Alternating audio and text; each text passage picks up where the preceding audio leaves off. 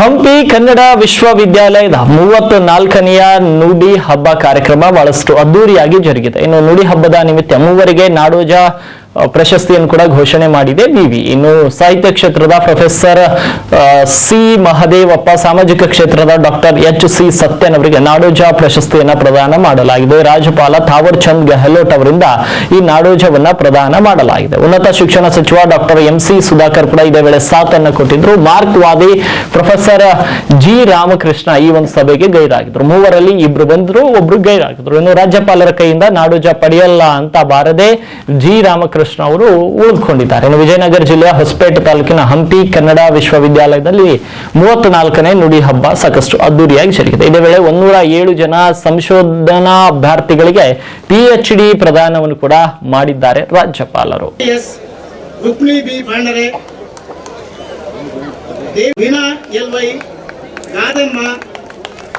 Bhargavi Shripada Hegde, Shri Chandrashekhar B, Veena Reddy, Yatish Kumar Raike, Shridhara V, Nagendra V, Jammanagowda, Nishanta M, Sangamesha, Katriki Suma, Gururaja N,